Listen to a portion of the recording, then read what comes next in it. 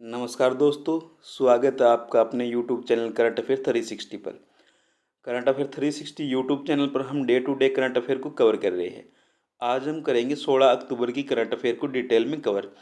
और जितना भी आपको करंट अफेयर का पोर्शन करवाया जा रहा है उससे बाहर किसी भी एग्जाम में कोई भी क्वेश्चन नहीं आएगा, ये 100% श्योरिटी है। तो आइए अब हम करते हैं 16 अक्टूबर की करंट अफेयर को कवर। अमिताभ घोष की नई किताब द नटमेग क्रश का विमोचन। जो अमिताभ घोष है उनकी हाल ही में नई किताब का विमोचन हुआ। क्या नाम है उनका? The nutmeg curse. प्रसिद्ध लेखक अमिताभ घोष की नई किताब the nutmeg curse parables for a planet in crisis का गुरुवार को विमोचन किया। कब किया इसका विमोचन? गुरुवार को। इसकी जानकारी पेंगुइन रैंडम हाउस ने दी। किसने इसकी जानकारी दी? पेंगुइन रैंडम हाउस ने। यह पुस्तक जलवायु परिवर्तन, प्रवासी संकट से लेकर दुनिया भर के विभिन्न मूल के समुदाय की जीवंतमवादी आध्यात्मिकता का हर चीज पर चर्चा करती है। किस चीज पर? दुनिया भर में जो जलवायु परिवर्तन है, प्रवासी संकट है, उसके ऊपर ये किताब लिखी गई है। आगे हमारा भारतीय बैंक संघ ने ए गोयल को नया चेयरमैन चुना। जो भारतीय बैंक संघ है IBA, उसने अपना नया चेयरमैन किसे चुना है? ए गोयल को। भारतीय बैंक संघ ने गुरुवार को यूको बैंक के प्रबंध निदेशक ए गोयल को IBA का नया चेयरमैन चुना। गोयल ने यूनियन बैंक के प्रबंध निदेशक एवं मुख्य कार्यपालन अधिकारी राजकिरण राय की जगह IBA प्रमुख में यह पदभार संभाला। उन्होंने किसकी जगह ली है? राजकिरण राय की। और ये इससे पहले क्या थे? यूनियन बैंक के निदेशक थे, MD मैनेजिंग डायरेक्टर थे। और अब इन्हें क्या बनाया गया है? भारतीय बैंक संघ का चेयरमैन। आगे हमारा नवरंग सैनी को IBBI का अध्यक्ष का अतिरिक्त प्रभार मिला। जो नवरंग सैनी है उनको IBBI के अध्यक्ष का अतिरिक्त प्रभार दिया गया है। नवरंग सैनी को भारतीय दिवाला और शोधन अध्यक्षता बोर्ड के अध्यक्ष के रूप में अतिरिक्त प्रभार दिया गया है। MS साहू के 30 सितंबर को सेवानिवृत्त होने के बाद यह पद खाली हो गया था। इससे पहले इसके अध्यक्ष कौन थे? MS साहू। वो 30 सितंबर को रिटायर हो गए। उसके बाद जो अतिरिक्त प्रभार है वो किसको दिया गया है? नवरंग सैनी को। IBBI दिवाला और दिवालियापन संहिता को लागू करने वाली पहली प्रमुख संस्था है, जिसकी स्थापना 2016 में हुई थी। इसकी स्थापना कब हुई थी? 2016 में। किसकी? भारतीय दिवाला और शोधन अध्यक्षता बोर्ड की। आगे हमारा चीन और रूस की नौसेनाओं ने युद्धाभ्यास शुरू किया। किसने? चीन और जो रूस की नौसेना है उन्होंने युद्ध अभ्यास को शुरू किया है। कौन सा? चीन और रूस की नौसेनाओं ने रूस के सुदूर पूर्व में, कहाँ पर? रूस में ये अभ्यास शुरू किया गया। कब? 14 अक्टूबर को संयुक्त युद्धाभ्यास शुरू किया है, जो दोनों देशों के बीच बढ़ते राजनीतिक और सैन्य सहयोग का संकेत है। किसका? इस अभ्यास से क्या होगा? दोनों देश है, चीन और रूस, उनके बीच जो राजनीतिक और सैन्य संबंध है वो बढ़ेंगे, उनका सहयोग होगा। संयुक्त समुद्र 2021 नाम से यह युद्धाभ्यास 14 अक्टूबर को रूस के सुदूर पूर्व में पीटर महान की खाड़ी में शुरू हुआ और 17 अक्टूबर तक चलेगा। ये 14 अक्टूबर को शुरू हुआ है और 17 अक्टूबर तक चलेगा। इसका नाम क्या है? संयुक्त समुद्र अभ्यास 2021। अब हम देखते आगे। संयुक्त राष्ट्र मानवाधिकार परिषद में भारत को पुनः चुना गया। जो UNHRC है, संयुक्त राष्ट्र मानवाधिकार परिषद, उसमें भारत को छठी बार चुना गया है फिर से। भारत अपने छठे कार्यकाल 2022 से 24 के लिए भारी बहुमत के साथ एक बार फिर से निर्वाचित हुआ। ये भारत अपने छठे कार्यकाल के लिए दोबारा से निर्वाचित हुआ है। इसके बाद भारत ने सम्मान, संवाद और सहयोग के माध्यम से मानवाधिकारों के प्रचार और संरक्षण के लिए काम करने की बात कही। किसने? इंडिया ने। आगे हमारा वैश्विक भूखमरी सूचकांक 2021 जारी, जो ग्लोबल हंगर इंडेक्स है वो 2021 का भी जारी हुआ है। भूख और कुपोषण पर नजर रखने वाली वैश्विक भूखमरी सूचकांक की वेबसाइट पर गुरुवार को बताया गया कि चीन, ब्राजील और कुवैत सहित 18 में से 5 में कम से GHI स्कोर के साथ शीर्ष स्थान साझा किए। किसने? चीन, ब्राजील और कुवैत 18 देश है जिन्होंने 5 से कम, जिनका स्कोर 5 से कम है और वे संयुक्त स्थान के साथ शीर्ष पर रखे गए हैं। भारत 116 देशों की वैश्विक भूखमरी सूचकांक 2021 में फिसलकर 101वें स्थान पर आ गया है। भारत इससे पहले 94वें स्थान पर था 2020 में, और 2021 में कौन से स्थान पर आ गया है? 101वें स्थान पर। 2020 में भारत 94वें स्थान पर था। इस सूचकांक में वह अपने पड़ोसी देश पाकिस्तान, बांग्लादेश और नेपाल से भी पीछे। भारत जो पाकिस्तान, बांग्लादेश, भारत के जो छोटे पड़ोसी देश है उनसे भी पीछे खिसक गया है, जो वैश्विक भूखमरी सूचकांक होता है उसमें।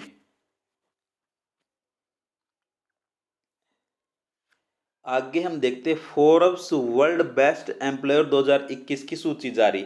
जो फोर्ब्स है उसने वर्ल्ड बेस्ट एम्प्लॉयर है 2021 के, उनकी हाल ही में सूची जारी की है। फोर्ब्स द्वारा जारी 2021 के लिए दुनिया के सर्वश्रेष्ठ नियोक्ताओं की वार्षिक सूची।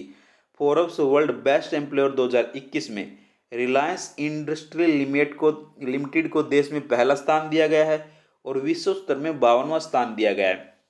जो रिलायंस इंडस्ट्री है उसको इंडिया में पहला स्थान मिला है और देश में कौन सा स्थान मिला है?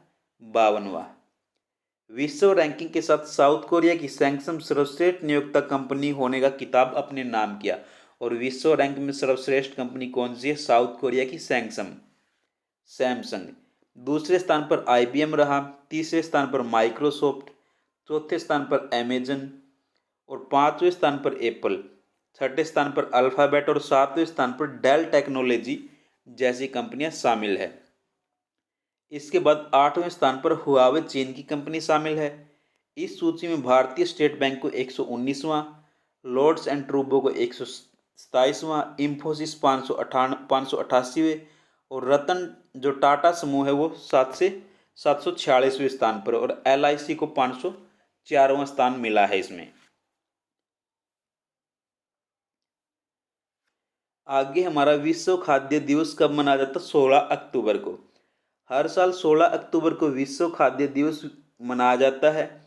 इस दिन को प्रतिवर्ष दुनिया भर के सभी जीवन से भूख, इसका उद्देश्य, इसको किस लिए मनाया जाता है? जो दुनिया भर में सभी के जीवन से भूख की समस्या को मिटाने के लिए इसे मनाया जाता है।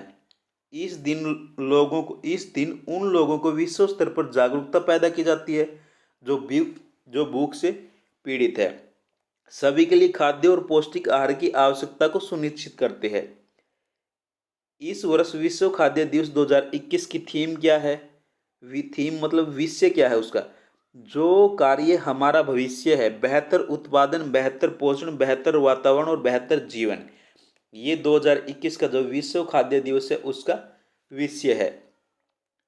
WFD जो वर्ल्ड फूड डे है 1945 में संयुक्त राष्ट्र संघ के खाद्य और कृषि संगठन की स्थापना को याद करता है। जो संयुक्त राष्ट्र संघ का खाद्य और कृषि संगठन है उसकी स्थापना को याद करने के लिए ये दिवस मनाया जाता है। आगे हमारा विश्व एनेस्थीसिया दिवस। जो विश्व एनेस्थीसिया दिवस है वो कब मनाया जाता है? 16 अक्टूबर को। 16 अक्टूबर को विश्व भर में विश्व एनेस्थीसिया दिवस मनाया जाता है। इस दिवस को ईथर दिवस या राष्ट्रीय संज्ञाहरण दिवस भी कहा जाता है। आज के दिन वर्ष 1840 में पहली बार एनेस्थीसिया को इस्तेमाल किया गया था। कब? वर्ष 1846 में 16 अक्टूबर के दिन पहली बार एनेस्थीसिया को इस्तेमाल किया गया था और इसलिए 16 अक्टूबर को विश्व एनेस्थीसिया दिवस मनाया जाता है। आगे हमारा विश्व हस्त प्रकाशन दिवस। विश्व हस्त प्रकाशन दिवस ये कब मनाया जाता है? 15 अक्टूबर को। विश्व हस्त प्रकाशन दिवस 2021 हर साल 15 अक्टूबर को मनाया जाता है। दिन एक तरह से स्वच्छता के महत्व के बारे में जागरूकता फैलाने की कोशिश करता है। इसको किस लिए मनाया जाता है। जो स्वच्छता होती है उसका जो महत्व है उसके बारे में जागरूकता फैलाने के लिए इस दिवस को मनाया जाता है। 2021 की थीम है हमारा भविष्य हमारे हाथ में है, चलो एक साथ आगे बढ़े। ये इसका विषय है, हमारा भविष्य हमारे हाथ में है, चलो एक साथ आगे बढ़े।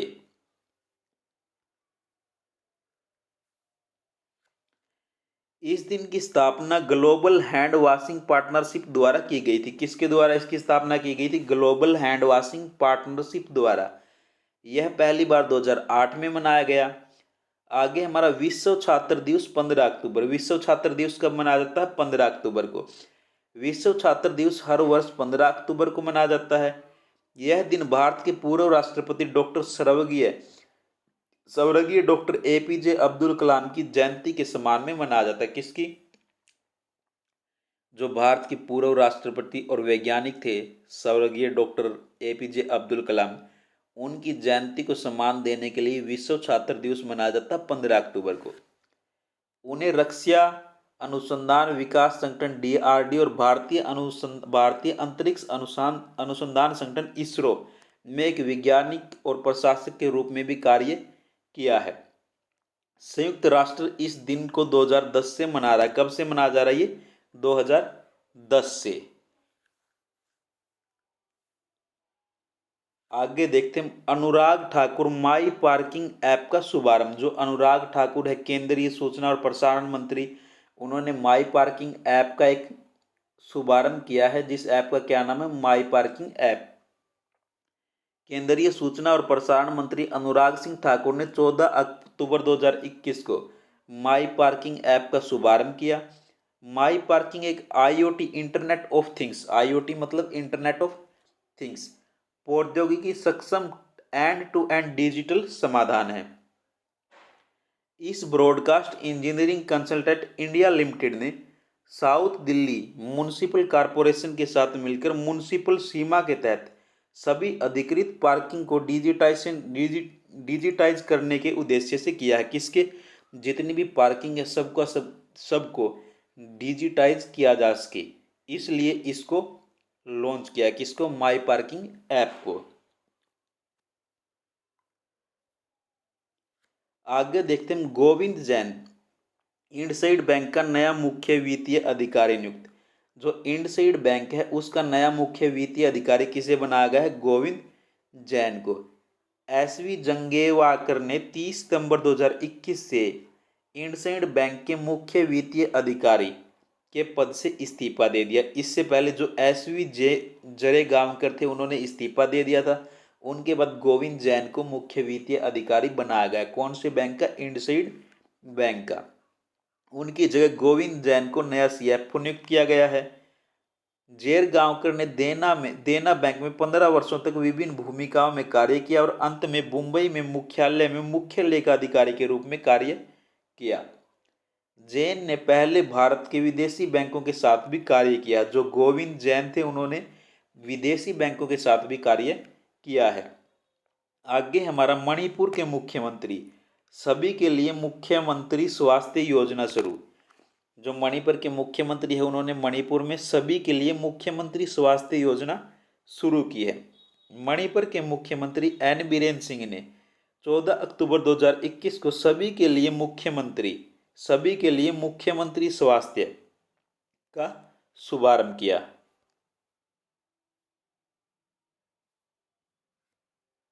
राज्य भर में डोर टू डोर स्वास्थ्य जांच की जाएगी। योजना के तहत मरीजों को प्राथमिक स्वास्थ्य देखभाल के लिए मुफ्त में जन औषधि प्रदान की जाएगी। एक तो क्या होगा इस योजना में? डोर टू डोर सभी के स्वास्थ्य की जांच की जाएगी और जो प्राथमिक स्वास्थ्य की देखभाल है, जितने भी मरीज हैं उनको प्राथमिक स्वास्थ्य की जो जन औषधि वो मुफ्त में उपलब्ध करवाई जाएगी। 10 गैर संचारी रोगों के लिए आशा प्लस नामक हैंड हेल्ड डिवाइस, और जो गैर संचारी रोग होते हैं उनके लिए एक आशा प्लस हैंड हेल्ड डिवाइस का उपयोग करके स्क्रीनिंग भी की जाएगी। आगे हमारा बीपीसीएल स्वचालित ईंधन भरने की तकनीक यूफिल लॉन्च की। जो बीपीसीएल है भारत पेट्रोलियम कॉर्पोरेशन लिमिटेड, उसने स्वचालित ईंधन को भरने के लिए एक यूफिल लॉन्च की है। भारत पेट्रोलियम कॉर्पोरेशन लिमिटेड ने पेट्रोलियम और प्राकृतिक गैस मंत्रालय के तहत एक सार्वजनिक उपक्रम ने स्वचालित ईंधन प्रौद्योगिकी यूफिल शुभारंभ करने की घोषणा की है। तेज सुरक्षित और स्मार्ट बताए गए यूपीएल को 65 शहरों में लॉन्च किया। कितने शहरों में? 65 शहरों में इसको लॉन्च किया गया है और जल्द ही पूरे देश में लॉन्च किया जाएगा और फिर पूरे देश में इसको लॉन्च कर दिया जाएगा धीरे धीरे से। यूफिल कार्यक्षमता को किसी ऐप डाउनलोड की आवश्यकता नहीं है, एक भुगतान ऐप अज्ञेयवादी है। इसको किसी ऐप की डाउनलोड की आवश्यकता नहीं है, खुद ही क्या है, एक भुगतान ऐप अज्ञेयवादी है। आगे हमारा गृह मंत्रालय ने बीएसएफ की शक्तियां बढ़ाई। जो केंद्रीय जो हमारा गृह मंत्रालय है उसने जो हमारा बॉर्डर सिक्योरिटी फोर्स है, सीमा सुरक्षा बल, उसकी जो शक्तियां हैं उनको बढ़ा दिया है। गृह मंत्रालय ने बीएसएफ की शक्तियों में वृद्धि की। इन बढ़ी हुई शक्तियों के तहत अधिकारियों के पास तलाशी और गिरफ्तारी की शक्ति होगी। अब जो अधिकारी वो तलाशी भी कर सकते हैं और गिरफ्तार भी कर सकते हैं। अब बीएसएफ के अधिकारियों के पास पाकिस्तान और बांग्लादेश के साथ अंतर्राष्ट्रीय सीमा साझा करने वाले 3 राज्यों में 50 किलोमीटर की सीमा तक जब्ती की भी शक्ति होगी। जो पाकिस्तान और बांग्लादेश की सीमा से भारत के लगने वाले 3 नए राज्य है उसमें 50 किलोमीटर की सीमा तक भारत कोई भी सामान है उसको जब्त भी कर सकता है। ये शक्ति भी इसमें होगी। अब उन्हें दंड प्रक्रिया संहिता सीआरपीसी, पासपोर्ट अधिनियम, पासपोर्ट भारत में प्रवेश अधिनियम के तहत कार्रवाई करने का अधिकार है। बीएसएफ अधिकारी पंजाब, पश्चिम बंगाल, असम के राज्यों में व्यापक क्षेत्र में तलाशी और गिरफ्तारी करने में सक्षम होंगे। उक्त राज्यों में बीएसएफ राज्य के पुलिस अधिकारी की तरह तलाशी गिरफ्तारी का अधिकार होगा। जो बीएसएफ है जैसे एक पुलिस करती है, पुलिस अधिकारी करते हैं, वो गिरफ्तारियां तलाशी भी कर सकते हैं। अब बीएसएफ के पास ये भी शक्ति होगी। बीएसएफ अब गिरफ्तारी भी कर सकती है और तलाशी भी ले सकती है। उसके पास मिजोरम, नागालैंड, मणिपुर, त्रिपुरा, लद्दाख में तलाशी लेने और गिरफ्तार करने के अधिकार भी है। जो हमारे ये राज्य हो गए मिजोरम, नागालैंड, मणिपुर, त्रिपुरा और लद्दाख, इनमें अब बीएसएफ गिरफ्तारी भी कर सकती है और तलाशी भी ले सकती है। ये थे हमारे आज के 16 अक्टूबर के इम्पोर्टेंट करंट अफेयर। पीडीएफ के लिए आप हमारे टेलीग्राम चैनल को ज्वाइन कर सकते हैं। करंट अफेयर 360 के नाम से टेलीग्राम चैनल है और करंट अफेयर 360 के नाम से ही यूट्यूब चैनल है। थैंक यू दोस्तों, पढ़ते रहो और आगे बढ़ते रहो। Have a nice day. Thank you.